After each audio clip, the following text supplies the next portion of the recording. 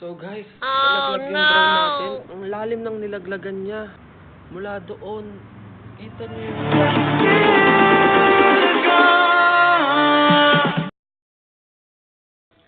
Yo, good morning guys. So ngayon, gagawin natin yung vlog ay mag-unbox tayo ng drone na kakabit ko lang yung nakaraan. So and then, sasabihin ko sa inyo kung anong mga specs and then kung ano-ano ang mga magagandang shots and then scenes sa drone na to. Actually, wala pa akong idea kung anong magagandang ilalabas itong drone na to. First time kong magpalipad ng drone and then first time ko lang din siyang ibili kasi nag-umpisa na tayo mag-vlog. Ngayon, syempre, kailangan natin ng mga aerial footage. So, yun. Ngayon, buksan na natin yung part. Ngayon, bubuksan na natin ngayon. So, makikita natin sa box ay sa likod. Makikita ang buong details niya. This is BJI Tello, guys.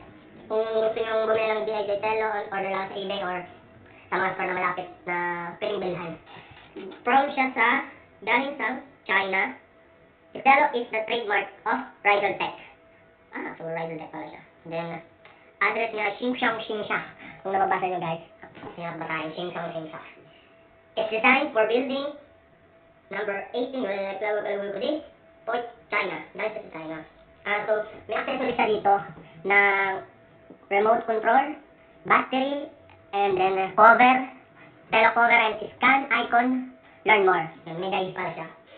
So, and then may ano siya, may recommended age limit siya. It's 14 years old. Yan, 14 years old. So, punta na tayo sa aircraft. Ngayon, itong aircraft, maliit. Hindi ko sa imagine na malaki siya. Maliit pala siya. So, kailangan, ganito siya guys. Ganito lang siya kaliit. Ganyan lang siya kaliit. At kung nakikita niyo guys, yun sa may pinapasukan. Yan, may pinapasukan siya. Yun sa loob, kung anong pwedeng pumasok doon. And then, nandito sa harap yung camera niya. Ayan, yan sa harap. At, tingnan natin yung loob pa. So, guys, may kulang.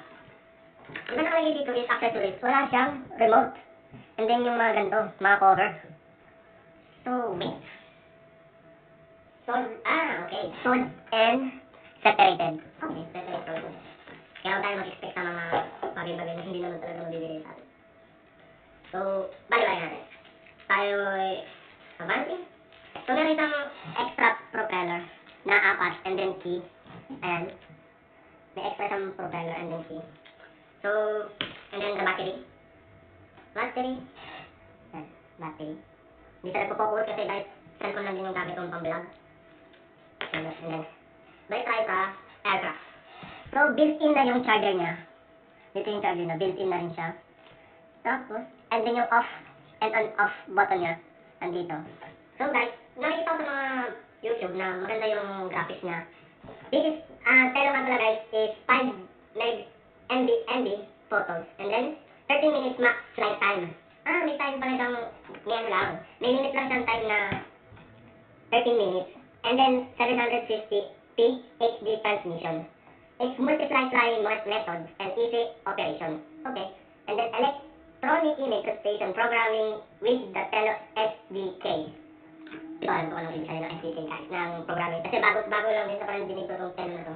So, nag-research ako sa mga kung ano-anong magandang specs na to guys. And then, Intel inside din siya. Version ng Intel. And then, BGI. Yun doon. Makita na natin ng loob. Wala siyang remote. So, ito lang din ang battery na. Ito siya guys. Ito lang din battery na. And then, ito lang yung laman ng loob. As in, ito lang. Ito lang guys. So, kung yung presyo, kung mabasihan sa lahat ng presyo, hindi ko alam. Wala akong masasabi kasi siguro naman, babawi sa photo na ibibigay niya. Babawi sa mga picture na ibibigay niya. So, try natin siyang paliparin sa labas ng bahay namin. Tapos, try ko din siyang kumuha ng picture. Kumuha ng kanya ng picture ng mga footages na pwedeng i-upload. And then, Wi-Fi Wi-Fi connect siya, guys. Hindi siya Bluetooth, Wi-Fi connection na siya. So, kailangan niya siya ng Wi-Fi para sa mapalipad. Yun, guys. So, try na natin paliparin and then babalikan ko kayo kung anong magandang specs sa akin. Anong magagandang footage na nakuha ko. So, bye, guys!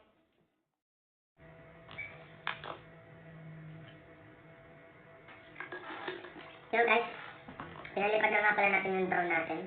Ngayon, papakita ko naman sa inyo kung ano yung mga types of kung paano mo siya paliparin. Ngayon, kumuha ko ng mga step kung paano mo siya paliparin. Ang una ay is up and away.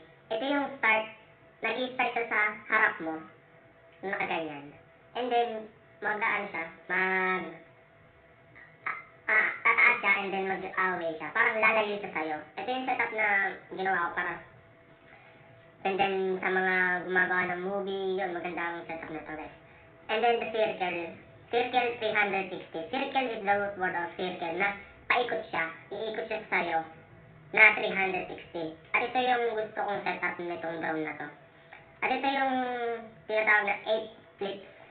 May lalabas siyang small na makita niyo dyan, na small square na pwede mo siyang i-flip sa kanan, i-flip sa kaliwa, and then up and down. Yun, medyo nagka-arabia nga lang yung natin kasi na pinilit ko siyang pataas, malakas ang hangin niya. So, hindi niya kaya. Sobrang liit ng drone natin guys. Sobrang liit lang ng drone natin. Hindi niya kayang mag-flip ng pataas, lalo na salungat siya sa hangin. And then, ayun, ngayon, tatry ko siyang paliparin. Ayan, nakikita niyo dito, na tatry ko siyang paliparin. Makikita niyo rin dyan guys, yung view na okay naman yung video niya, pero para sa akin, kontento na ako sa kung ano yung binibigay nitong drone na to na ano. And then, may two types of landing. Isa dito yung top to the land. Ito yung kusa siyang babagsak guys, na hindi mo na siya kailangan ng automatic. May two types siya guys. At yung isa is hand landing, na igagalan mo lang siya sa ibabaw, na nakahangin siya, nakaganyan. Parang lumilipad siya, pero kusa siyang mamamatay, automatically mamamatay yung engine niya sa loob. Kung papaliparin mo siya, from to beginning, ayun, lobas guys. Ayun, para sa akin, beginner ako sa drone. Mas maganda siya, kumbaga pag-practice ganyan. The best, maganda yung features and thumbs up ako dito sa drone. Kung nagustuhan mo itong video na to, please like and share, and huwag mo na rin kalimutan mag-subscribe and click bell button para update ka sa mga video ko. Ciao!